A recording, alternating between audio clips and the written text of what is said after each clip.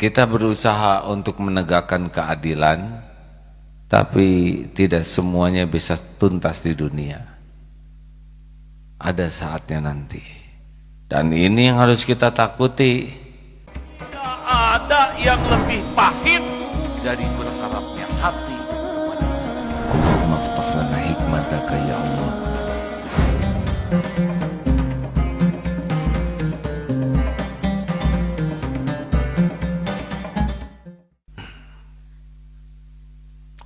Kita simak dulu ayatnya ya.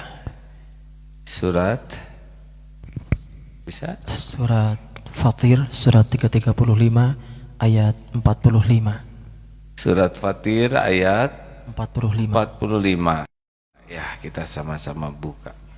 A'udzu billahi minasy syaithanir rajim. Walau yu'akhidullahu an-nasa bima kasabu ma taraka 'ala dhahriha min dabbah بما كسبوا ما ترك على ظهرها من دابة ولكن يؤخرهم إلى أجل مسمى فإذا جاء أجلهم فإن الله كان بعباده بصيرا. Dan sekiranya Allah menghukum manusia disebabkan apa yang telah mereka perbuat, niscaya Dia tidak akan menyisakan satupun makhluk bergerak yang bernyawa di bumi ini, tetapi Dia menangguhkan hukumannya sampai waktu yang sudah ditentukan. Nanti apabila ajal mereka tiba, maka Allah Maha melihat keadaan hamba-hambanya. Tuh, begitulah, tidak ada yang tersisa. Jadi kita hidup ini hanya karena karunia Allah saja. Kalau Allah tidak memberikan karunia-Nya kepada kita, wah sudah lewat kita ini. Benar? Maka tidak ada jalan bagi kita untuk petantang-petenteng merasa hebat. Di dunia ini ada yang korupsi tidak ketangkep, ada yang zolim tidak dihukum, ada yang curang tidak terbongkar. Oh tenang ya, semuanya pasti ada balasannya. Karena nanti akan ada pengadilan yang orang tidak bisa lari. Tidak bisa lari, tidak semua bisa diselesaikan di dunia ini. Banyak orang yang diperlakukan zolim dan keburu mati tidak sempat membalas, dan yang zolimnya juga dia tidak dihukum karena dia yang bagian zolim, ada balasannya. Tidak ada yang bisa lari. Nanti di akhirat ada pengadilan yang pasti sangat adil, di mana setiap orang akan dapat dari apa yang dia lakukan tanpa berkurang sedikit pun juga. Jadi kalau merasa mendapat ketidakadilan di dunia ini, memang dunia ini tidak tuntas semuanya, tapi di akhirat nanti kita berusaha untuk menegakkan keadilan, tapi tidak semuanya bisa tuntas di dunia. Ada saatnya nanti. Dan ini yang harus kita takuti. Kalau kita berbuat zolim, kita selesaikan di dunia ini.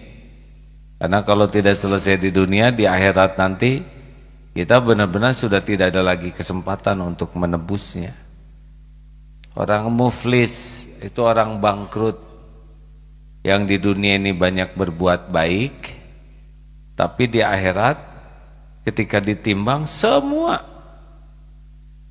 pet bun tuh pendek buntet,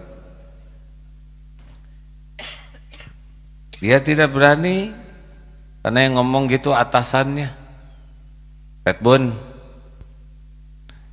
ya Nut, itu sama aja ngelawan hadirin.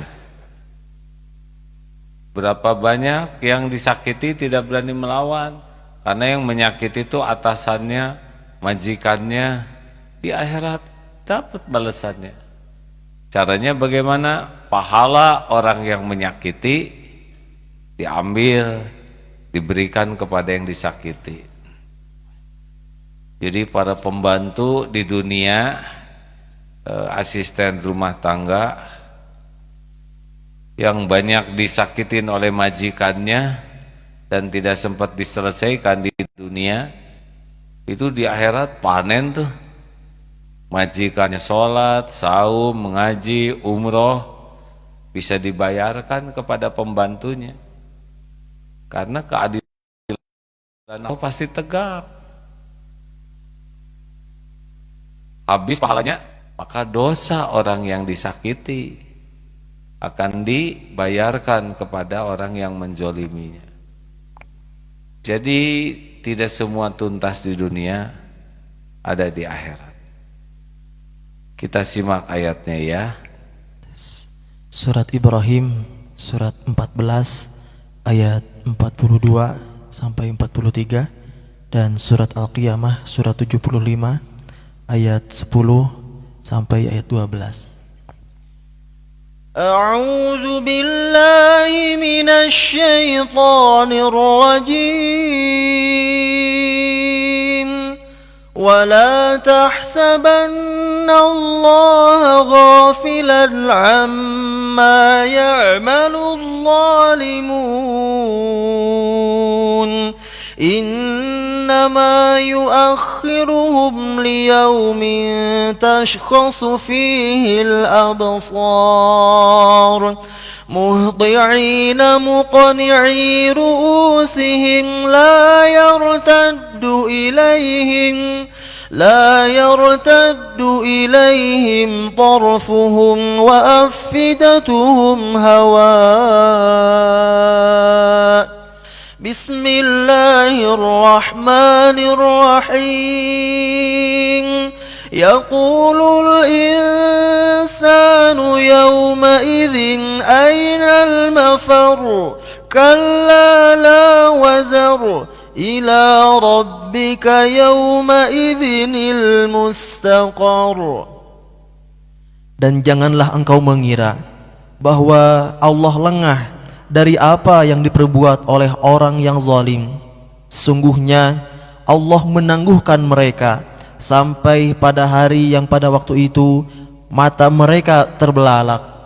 Mereka datang tergesa-gesa memenuhi panggilan dengan mengangkat kepalanya, sedang mata mereka tidak berkedip-kedip dan hati mereka kosong.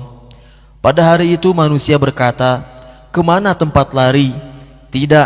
Tidak ada tempat berlindung, hanya kepada Allah Tuhanmu lah tempat kembali pada hari itu. Jadi kita harus yakin sekali bahwa semua perbuatan kita itu ada balasannya. Kalau kita sempat berbuat salah, segera kita minta dimaafkan. Kalau berkaitan dengan dunia, selesaikan. Jangan pernah nunggu lebaran, karena boleh jadi malam lebaran saudara meninggal. Kapan kita berbuat salah, jangan gengsi, minta maaf saja. Kalau berkaitan dengan dunia, harta, bayar. Jangan ditunda, visi keburu mati. Jangan takut rugi, karena kerugian adalah kalau kita tidak bisa membayarnya di dunia, dan di akhirat nanti kita akan menanggungnya. Jangan menunda-nunda untuk minta maaf, jangan menunda-nunda untuk melunasi hutang kalau sudah dimampukan. Bagaimana kalau orang yang kita sakitinya tidak ada, sudah pindah atau meninggal? Doakan kebaikan kepada yang bersangkutan, supaya kebaikan yang kita lakukan bisa menutupi kesalahan kita nanti. Bagaimana kalau orang itu menyakiti kita? Maafkan. Bahkan sebelum mereka minta maaf. Tidak ada ruginya. Memaafkan orang lain membuat hati kita lega. Sakit hati dan dendam membuat kita nelangsa. Maafkan. Bagaimana kalau dia hutang? Tagih.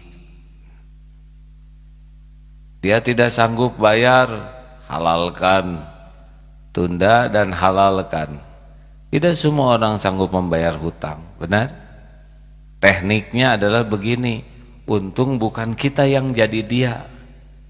Dan kita tidak tahu besok lusa takdir kita apa. Sekarang mungkin kita berjaya secara duniawi.